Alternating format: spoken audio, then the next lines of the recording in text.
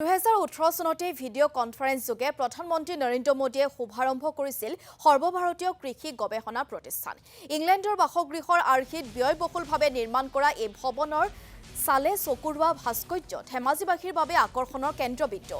2019 চনৰ পৰা নামভৰ্তি আৰম্ভ হোৱা প্ৰতিষ্ঠানটোত গৱেষণাৰ লগতে কৃষি বিজ্ঞান অধ্যয়নৰ সুবিধা লাভ কৰিছে অসমৰ 65গৰাকী শিক্ষাৰ্থীয়ে। এই গৱেষণা কেন্দ্ৰত আছে 1400 শিক্ষাৰ্থীৰ অধ্যয়নৰ সুবিধা।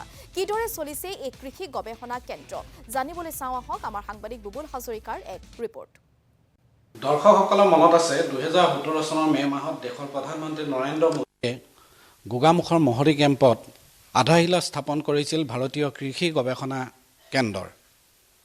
ভাৰতীয় কৃষি গৱেষণা কেন্দ্ৰৰ আধাৰশিলা পাছত 523 হেক্টৰ ভূমি ইয়াত অধিগ্ৰহণ কৰা হৈছিল গোগামুখৰ ৰাজচক্ৰৰ পৰা বৰদলনি ৰাজচক্ৰৰ অন্তৰ্গত।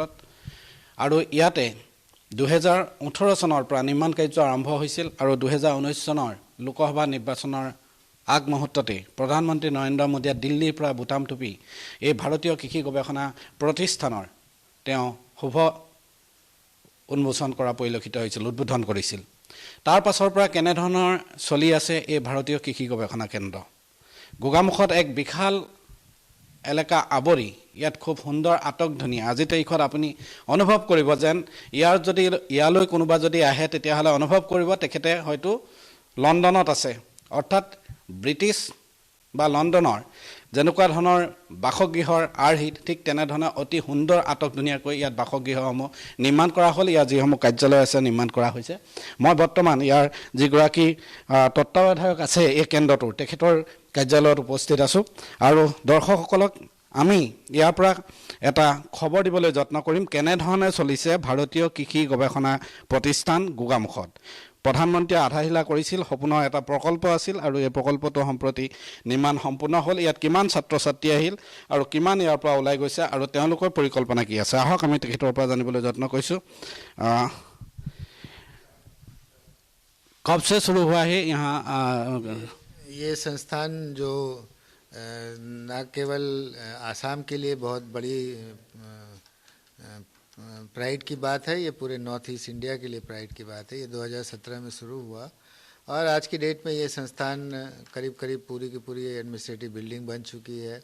इस संस्थान का पूरी तरह से hostel, girls hostel, boys hostel, पूरा गेस्ट हाउस इस वक्त पूरी तरह से तैयार है। 587 हेक्टेयर्स का एक्सपेरिमेंटल फार्म है, उसमें थोड़ी सी कुछ समस्याएं हैं, उन समस्याओं को करीब करीब दूर कर लिया गया है। अब धीरे धीरे हम उसकी फेंसिंग शुरू करा रहे हैं। एक्सपेरिमेंट वहाँ पे ऑलरेडी शुरू हो चुका है और ख़ासतौर से एक राइस फैलो को किस तरह से लेंटिल और मस्टर्ड के द्वारा एक समस्या का समाधान किया जा सकता है, इन चीज़ों का थोड़ी सी हल हमने निकालने की कोशिश की है।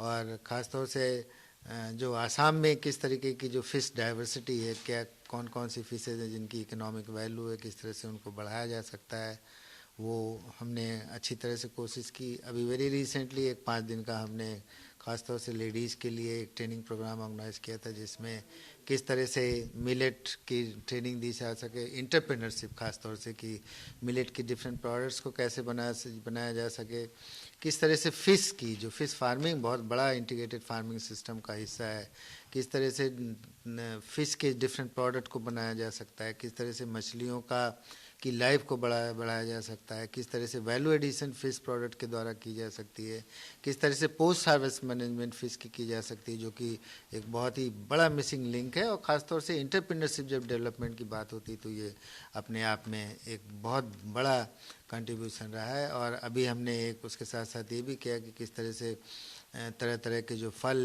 उगाए जाते हैं आसाम के अंदर, उन फलों को किस तरह से अच्छी खेती की जा सकती है। यहाँ स्टूडेंट का टारगेट कितना है? पर ईयर कितना स्टूडेंट एडमिशन होता है? पर ईयर तो पूरी बीएससी के ले लेंगे तो करीब करीब कम से कम 260 से 270 स्टूडेंट्स का आएंगे। कोटा है क्या नॉर्थ ईस्ट के लिए, अदर स्टेट के लिए? ये तो पूरा का पूरा नॉर्थ ईस्ट के लिए ही है, तो कोटा का तो कोई सिस्टम है नहीं, लेकिन आईसीआर सिस्टम के द्वारा कुछ एक कोटा जरूर है कि नॉर्थ ईस्ट के बाहर के जो स्टूडेंट्स हैं उनको भी थोड़ी बहुत एडमिशन मिलेगी, एक करीब 10-15%, लेकिन ज़्यादातर ये नॉर्थ ईस्ट के ही स्टूडेंट्स के लिए है, लेकिन कोई ऐसा लिमिट नहीं है, पूरी कंट्री के लोग। कितना स्टूडेंट निकल गया और आप लोगों का अभी मैन पावर कितना है, कितना साइंटिस्ट यहाँ में मौजूद है? स्टूडेंट तो करीब करीब मैं समझता हूँ 260-270 बीएससी स्टूडेंट्स निकल चुके हैं, 50-60 एमएससी स्टूडेंट निकल चुके हैं, लेकिन ये स्टूडेंट सारे आईआरआई न्यू दिल्ली और आईआरआई झारखंड के में ही निकले हैं। और ऑफ कैंपस जिसको कहते हैं, सॉरी ऑन कैंपस जो कहते हैं कि अभी स्टूडेंट चालू हुआ ही नहीं। चालू में हो चुका है। बहुत सारे स्टूडेंट्स हमारे यहाँ खासतौर से एमएससी के इसी साल कम से कम 6 से 7 स्टूडेंट हमको एमएससी के मिले हुए हैं। वो सारे स्टूडेंट्स यहाँ पर आते हैं और अपने एक्सपेरिमेंट लगा के चले जाते हैं। अब तो चूँकि रहने की समस्या है, अभी हॉस्टल तैयार नहीं हुआ है, तो इसलिए वो आते हैं, रह के चले আৰু जाते हैं। এনেদৰে लेकिन धीरे धीरे প্ৰতিষ্ঠানটোৰ যি শীৰ্ষ বিষয়া আছে তেখেতসকলে উল্লেখ কৰিছে যে 2018 চনতে যি শুভাৰম্ভ হৈছিল ধেমাজি এইটো কৃষি গৱেষণা প্ৰতিষ্ঠান আজি দিনটোতো অতি সুন্দৰকৈ চলি আছে আৰু বহু শিক্ষাৰ্থী আহে, তাত অধ্যয়ন ইতিমধ্যে গ্ৰহণ কৰা হৈছে আৰু সুন্দৰকৈ কৃষি বিজ্ঞান অধ্যয়নৰ সুবিধা থকাৰ কথা উল্লেখ কৰিছে বিষয়াগৰাকীয়ে।